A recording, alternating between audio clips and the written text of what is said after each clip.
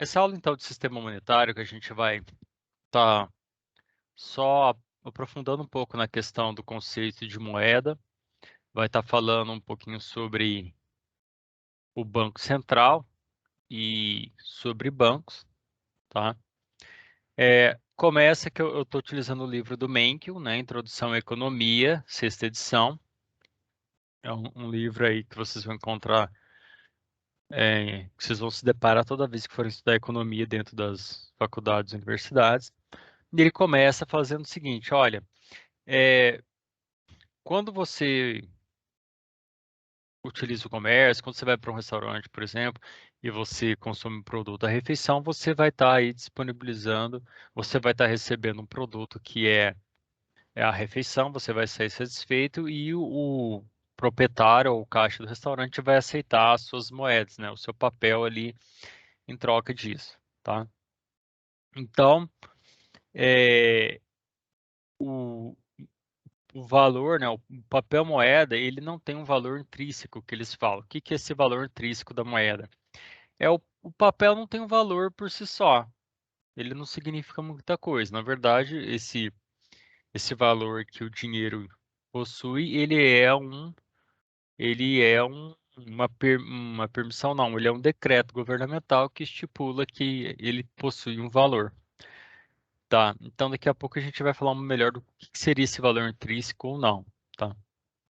Mas as pessoas aceitam esse dinheiro porque sabe que outras pessoas aceitarão, né? Então, quando você aceita é, o dinheiro em papel, você está confiante de que outras pessoas, quando você for utilizar, também vão estar aceitando, tá? Então, funciona dessa forma. É a mesma coisa com é, outros comerciantes, tá? Um vai passando para o outro, as pessoas vão utilizando sem nenhum problema. E a gente viu que esse é um hábito social, essa utilização do dinheiro, e essa utilização da moeda, ela propiciou o desenvolvimento de uma civilização mais complexa, tá? Que até então as coisas eram mais primitivas, né? Era o sistema de trocas, a gente já chegou a ver isso na aula de História do Pensamento Econômico, né? Então esse dinheiro, o papel da moeda, ele ajudou a desenvolver e evoluir de uma forma significativa o desenvolvimento da indústria, do comércio como um todo, tá? Então, o dinheiro, ele facilita tudo mais. E aí a gente vai estar vendo de, o significado da moeda, tá? Porque o que é moeda? Né? O termo dinheiro, ele é usado para significar riqueza, só que os economistas, eles usam a palavra de um modo mais específico para definir o que que é uma moeda. Moeda é o conjunto de ativos na economia que as pessoas usam regularmente para comprar bens e serviços de outras pessoas, né? É interessante assim, sempre que a gente vai estudar conceitos de qualquer disciplina, né, a gente acaba utilizando outras palavras para facilitar o entendimento, mas é importante vocês conhecerem o conceito assim oficial, tá? Porque ele traz ali a definição cuidadosa, né, de tudo. Então, esse conjunto de ativos na economia que as pessoas vão utilizar regularmente para comprar bens e serviços, tá? E é interessante porque é, a moeda, ela é a forma que nós temos para estar comprando bens e serviços, tá? E ela, se você pensar que uma pessoa é dona de uma empresa, vamos supor, a pessoa tem várias ações de uma determinada empresa. Ela usa essas ações para ir no restaurante? Ela não usa, tá? Então, ela não é considerada moeda. Então, a pessoa teria que converter essas ações, né? Fazer a venda, adquirir o dinheiro. Esse dinheiro, inclusive, pode ser em forma de conta bancária, né? Na conta corrente, que já seria suficiente para ser considerado moeda, né? Ele tem um nome específico, que é depósito à vista, mas de qualquer forma já serviria, porque a pessoa consegue pagar uma refeição também com cheque, o cartão e tudo mais. Então, precisa tem alguns detalhes em relação a isso. Mas quais são as funções de uma moeda? Ela tem 3 funções. Primeiro, é um meio de troca, né? É algo que compradores dão aos vendedores quando compram bens e serviços, né? Então, esse meio de troca significa assim, é, é conhecido, né? É aceitado de que a moeda é o recurso que nós utilizamos para interagir economicamente dentro da nossa sociedade. Então, tudo que vocês querem, precisam, né, e utilizam, vocês vão precisar da moeda para estar adquirindo. Então, eu vou comprar um jogo, eu vou almoçar num restaurante, eu vou comprar uma camiseta nova no dia de aniversário. Então, você vai utilizar essa moeda que tem essa função de meio de troca. Essa pessoa vai aceitar porque ela sabe que com aquele dinheiro em mãos ela vai poder fazer as mesmas opções. Ela vai poder utilizar da forma que ela achar melhor. É uma unidade de conta, é a segunda função, ou seja, a moeda é algo que é possível contabilizar, né? Pelo fato, então envolve números, né? Então ela tem um significado numérico, você consegue contabilizar, você consegue comparar valores e tudo mais. Você consegue é, registrar a quantidade, sabe o quanto de dinheiro é necessário para determinada coisa, ou seja, é uma questão de contábil mesmo. E a terceira função, ela é uma reserva de valor. Essa reserva de valor, que é a terceira função da moeda, é que você pode guardá-la para você utilizar no futuro. Então, a moeda possibilita isso. Por quê? Porque num sistema de troca, não. Você troca uma ovelha por 2 cadeiras de madeira e aí você tem que ver o que você faz com aquilo naquele momento. A moeda, não. Você guarda e depois você utiliza da forma que você achar melhor, escolhendo o que você desejar, né? E tem uma questão importante relacionada à moeda, que é a liquidez, né? A liquidez é, ela é bastante utilizada quando você vai estudar contabilidade, né? Não sei se vocês já se depararam com o termo, mas ela descreve a facilidade com que um ativo pode ser convertido em meio de troca na economia. A moeda, ela é o mais líquido dos ativos disponíveis, né? Então, a liquidez significa o seguinte, é a forma mais fácil que você consegue é, converter em meios de troca. O dinheiro, estando na sua mão, que é o bem mais líquido possível, você consegue imediatamente utilizar ele da forma que você achar melhor. Então, você pode, em qualquer comércio, você pode comprar qualquer coisa, quando você recebe, não tem dificuldades. Exemplo de como as coisas começam a complicar em questão de liquidez. Você imagina um terreno. O terreno ele é um bem também, ele tem um valor. Só que se você for no mercado depois dessa aula e você fizer uma compra e quiser pagar com o terreno, você não vai conseguir. Então, o terreno não tem liquidez. Já o dinheiro é imediato. Entendeu? E aí, qual que é a questão? O terreno, para ele ser utilizado, você teria que colocá-lo à venda, encontrar um comprador, fazer essa transação comercial, receber o dinheiro. Então, a liquidez significa essa facilidade de você estar convertendo em meio de troca. Você pode utilizar o dinheiro imediatamente, porque ele já é próprio para esse fim, né? Para trocas imediatas e tudo mais. Já alguns outros tipos de bem você vai ter uma dificuldade em transformar em liquidez. E uma questão interessante é que a forma como você resolve manter a sua riqueza, você tem que levar em consideração essa questão da liquidez. É importante pensar a respeito disso, né? A moeda é o ativo mais líquido, mas ela não é perfeita pelo fato de que com o tempo ela pode sofrer, né, e geralmente ela sofre uma desvalorização. Então você tem que pensar em como que você vai distribuir sua riqueza. Uma parte em dinheiro, uma parte em bens, né? Os bens imóveis, por exemplo, eles tendem a uma valorização. O dinheiro no banco, ele tende a render pelo menos tem diferentes níveis de investimento, mas alguns você consegue, pelo menos ele está ali superando a inflação, né?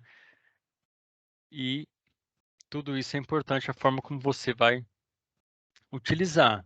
E há duas classificações para tipos de moeda, né? Só para vocês terem conhecimento. Existe a moeda mercadoria. A moeda mercadoria ela tem um valor intrínseco, que é um valor, o próprio item já tem um valor. Ele não depende de uma aceitação, no caso do papel moeda. Então, o ouro é um exemplo de moeda mercadoria. O ouro em si, ele já possui um valor próprio por ser um metal, por ter algumas qualidades importantes e tudo mais. E não é só o exemplo do ouro, mas em alguns momentos você tem outros exemplos de moeda mercadoria, como por exemplo cigarro, né? O cigarro, ele é utilizado como moeda mercadoria foi utilizado em algumas situações. Então, em campos de prisioneiros durante a guerra, né, em presídios e tudo mais, chegou a ser utilizado já algumas vezes como um- uma moeda mais confiável do que o próprio dinheiro. No final da União Soviética, está registrado aqui no livro do Mencken, que algumas pessoas confiavam mais em fazer transações comerciais lá em Moscou, por exemplo, com cigarro do que com a própria moeda soviética, vendo que ela já estava ali nos últimos momentos ali. Essa moeda, como nós conhecemos em papel, né, a moeda sem o valor intrínseco, ela é chamada de moeda de curso forçado, né, ou fiat money. Isso significa que o instrumento utilizado é moeda por decreto governamental. Então, o governo emite um decreto falando que aquele papel vai ter um valor. E esse valor, ele é geralmente aceitado por todo mundo sem problemas. Só que para de fato esse papel moeda ter valor, não basta um decreto governamental. As pessoas têm que confiarem nesse papel moeda. Não adianta o governo decretar que tem valor, tá? Como eu já citei para vocês, é, existem situações em que as pessoas elas preferem comercializar utilizando outras moedas, por exemplo, dólar ou outras formas de pagamento que não seja moeda do próprio país, porque não sentem confiança de que aquele papel moeda pode ser aceito por outras pessoas. Então, importante ficar atento a isso. Mas, de modo geral, não tem esse problema, tá? De modo geral, não costuma aparecer esse tipo de problema. Mas, por exemplo, se você vai fazer, e isso já é antigo, se você vai fazer o turismo na Argentina, e vai pegar táxi, vai pagar hotel, vai em restaurantes e tudo mais, isso não é de agora, mas os argentinos, eles preferem o pagamento em dólar do que na própria moeda do país, né? Isso já tem muitos anos, agora deve estar pior ainda. Mas é interessante saber que pode ocorrer essas situações, não que o papel deles não tenha valor e não vai ser aceito, né? Mas eles têm lá as suas preferências, em alguns lugares, pelo menos. E a moeda na economia, né, é importante a gente chegar nesse ponto porque existe um termo chamado estoque de moeda, né? Esse estoque de moeda, ele significa qual que é a quantidade de moeda que está dentro de uma economia. E isso é importante porque isso influencia várias questões econômicas no país, inclusive a inflação também está relacionada com essa questão da oferta de moeda, tá? Isso influencia na taxa de emprego e desemprego e tudo mais. E aí os economistas, eles utilizam, tranquilo, Matheus, É, eles utilizam dois, é, dois quesitos aí para considerar o que eles entendem como estoque de moeda, o dinheiro que está numa economia. Só que o Mencken falou que tem bastante discussão aqui, tá? Vai ter bastante discussão. Porque alguns economistas acreditam que pode incluir mais coisas, outros acreditam que deveria ser mais restrito. Então, isso aqui não é uma coisa assim muito bem acertada. O que é considerado, então, como moeda dentro de uma economia? A moeda corrente, e a moeda corrente é as notas que nós temos dentro das nossas carteiras, ou seja, essa moeda de papel, as moedas, a nota de papel, as moedas em metal, são consideradas moeda corrente, né? Que fazem parte desse estoque de moeda junto com o depósito à vista. Depósito à vista é a quantidade de dinheiro que você tem na sua conta. Então, isso é pelo menos o mínimo que é considerado aí como um estoque de moeda, tá? Alguns economistas acabam adicionando outras coisas, alguns outros investimentos, depósito em conta poupança, pequenos depósitos a prazo, entre outras coisas que poderiam ser utilizados. Mas isso é uma discussão entre os próprios economistas, só para vocês saberem o que eles consideram moeda dentro de uma economia. Então, é o dinheiro que você tem no bolso e o dinheiro que você tem na conta corrente. E aí, diante disso, a gente vai falar sobre o Banco Central, que tem um papel importante nessa questão dessa administração monetária dentro do país, né? Então, cada país ali vai ter o seu Banco Central. Eu não sei dizer se todos têm, mas eu acredito que sim, que eles têm algumas funções importantes, tá? Então, eles têm duas tarefas importantes, né, que é regular a atividade dos bancos e garantir a saúde do sistema bancário. Então, o que faz o banco, tá? Então, primeiro, ele vai estar fiscalizando as atividades dos bancos que estão ali dentro do país, né? Isso significa que eles vão estar sempre recebendo dados a respeito de todas as transações financeiras, né, em volume. Então, olha, tantos milhões em depósito, tantos, então eles têm esse controle aí. E também a segunda tarefa, que é ainda mais importante, que é controlar a quantidade de moeda disponível na economia, né, denominada oferta de moeda.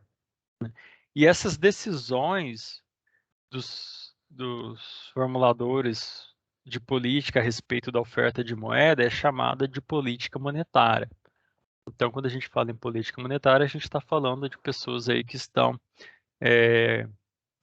nesse papel de controlar essa oferta de moeda dentro da economia, tá? Então, os bancos centrais estão sempre de olho.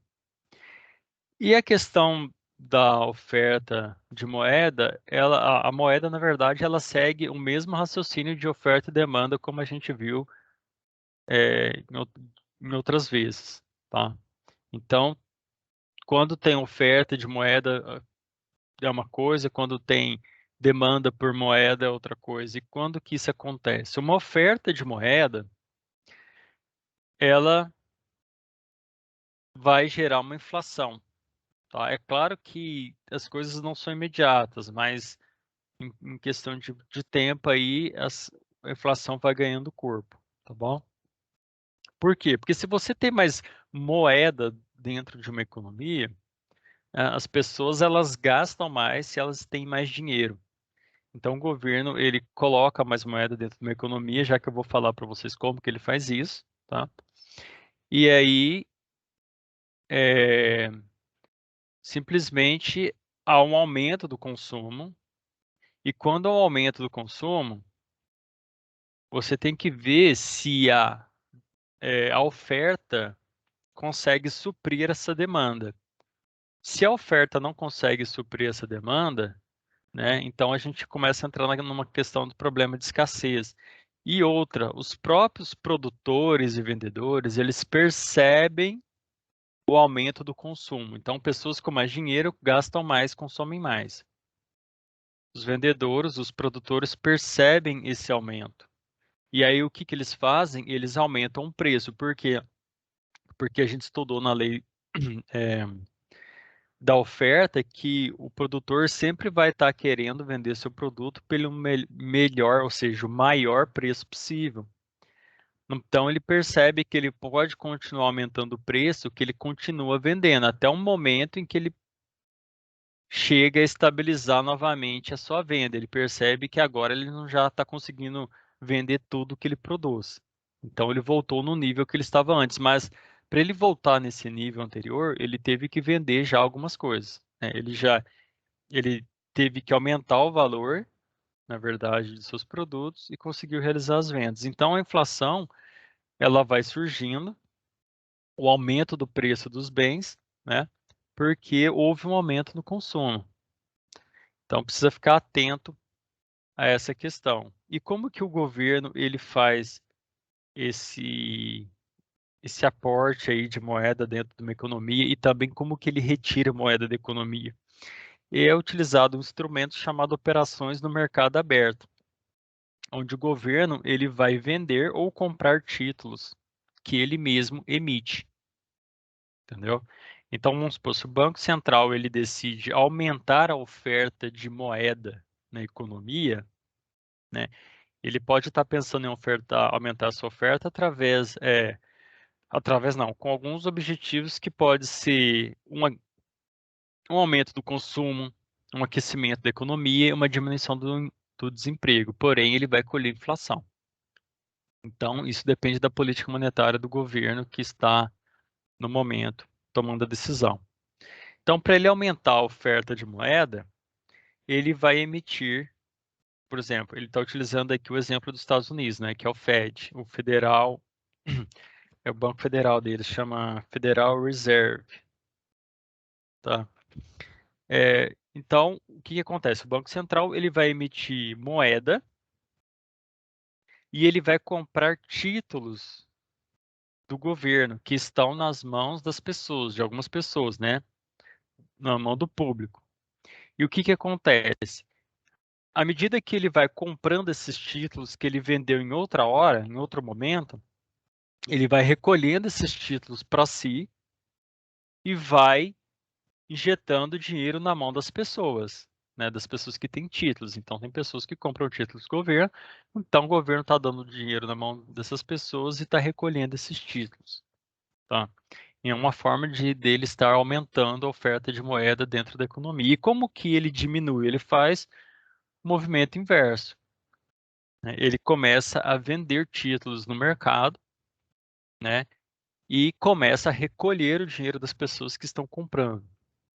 Esses títulos pode ser, por exemplo, que o governo está vendendo um título de R$ 1.000 hoje para vocês, então vocês dão R$ 1.000 para o governo, e esse título tem uma promessa aí de retorno, vamos supor, daqui a um ano o governo vai comprar de volta esse título por R$ 1.119. Aí você pensa assim, eu vou dar R$ 1.000 agora, então daqui a um ano eu vou ganhar R$ 119 de lucro, vou receber 1.119, por exemplo. É, pode ser uma forma. Outra forma é que esses títulos, na verdade, vai depender do valor naquele momento. Então, não precisa ter necessariamente um prazo de retorno. Você simplesmente tem um título, você fica de olho no valor do título, coloca a venda aí e às vezes pode ter outros interessados aí, ou o próprio governo para comprar esse título, tá bom?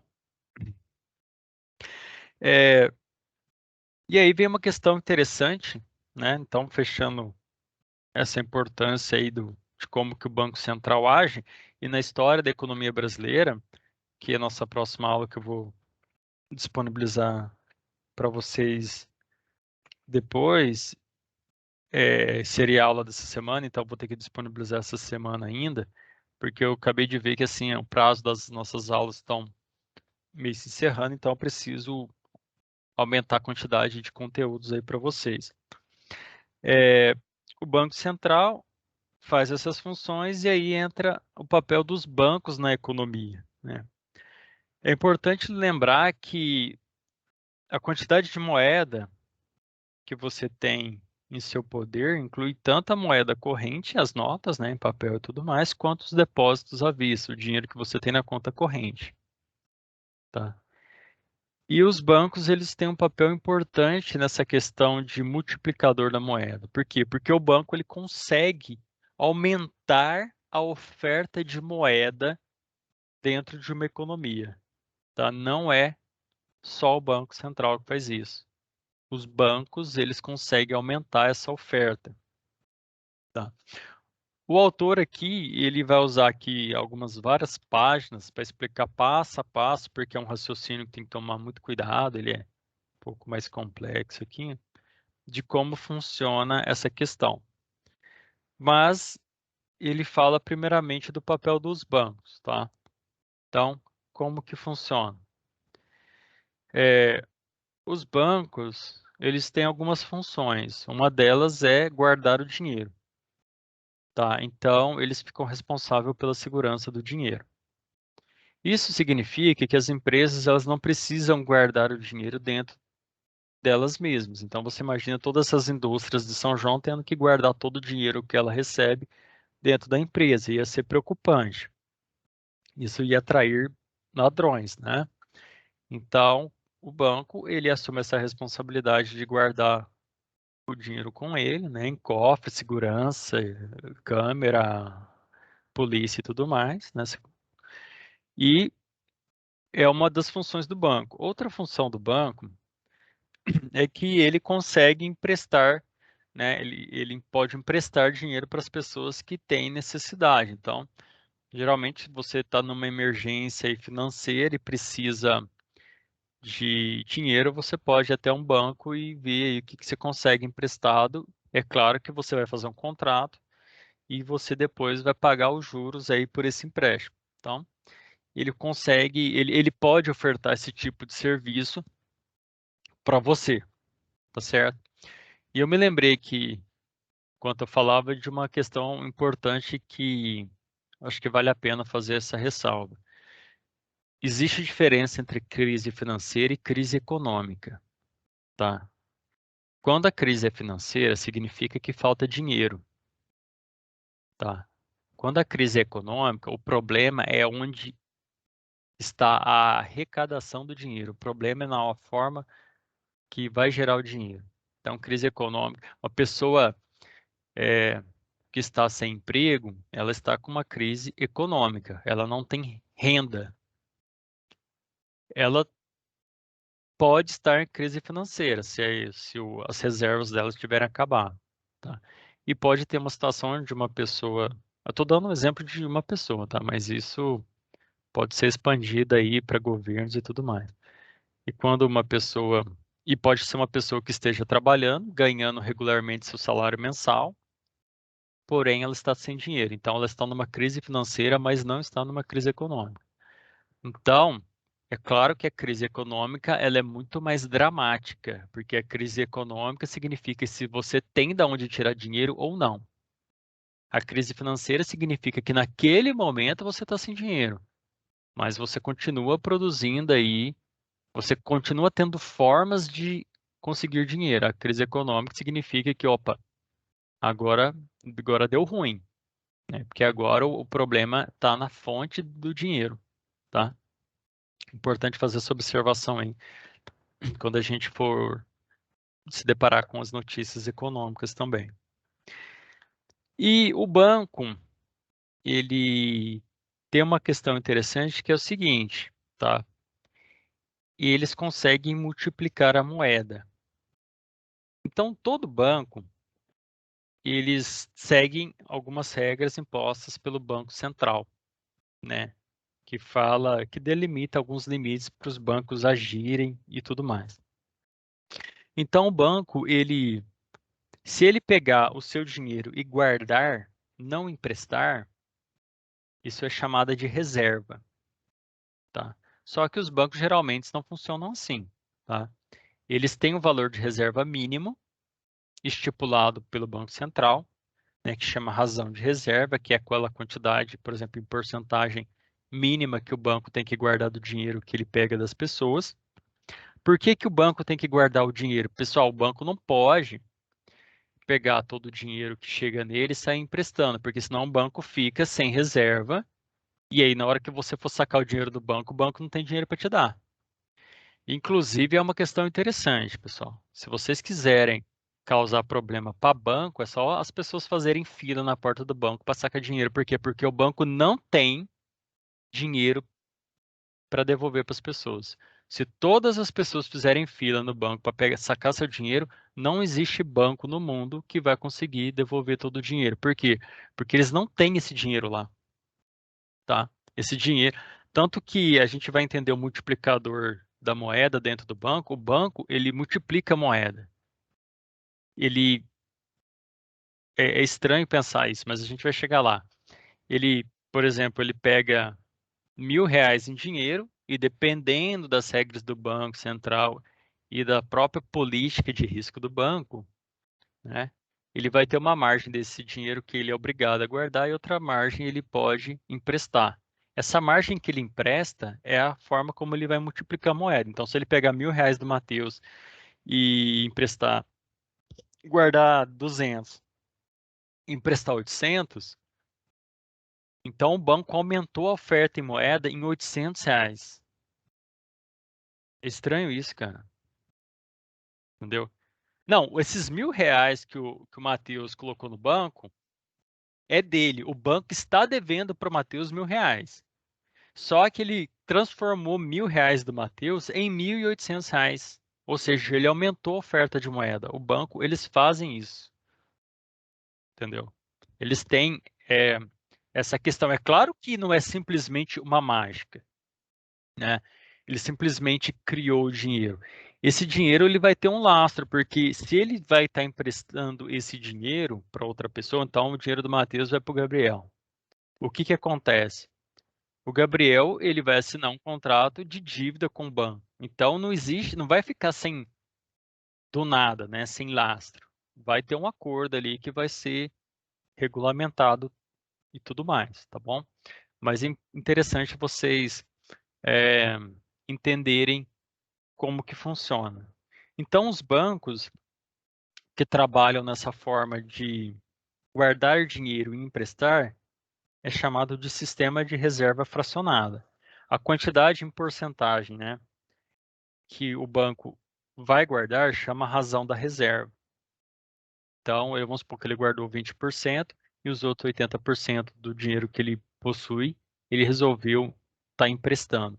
Então, significa que o Banco Central vai anotar lá que de todo aquele dinheiro que entrou no banco, o banco ele criou moeda, ele multiplicou a moeda. E aí isso tudo tem que ficar registrado. É complicado o Banco Central fazer toda essa fiscalização, todas essas contas aí, porque a movimentação financeira em um país, por exemplo, como o Brasil, é muito grande, né? Então, ele tem que ficar atento nisso. Então, sempre vai estar tendo multiplicadores de moeda, o Banco Central vai ter que estar agindo sempre, em alguns momentos procurando retirar moeda, em outros momentos procurando colocar moeda, ele tem que fazer esse controle, porque essa quantidade de moeda na economia vai influenciar a taxa de desemprego, vai influenciar a inflação, pode gerar um excesso de consumo, o que pode trazer problemas também. Então, tudo tem que ser bem controlado, tá?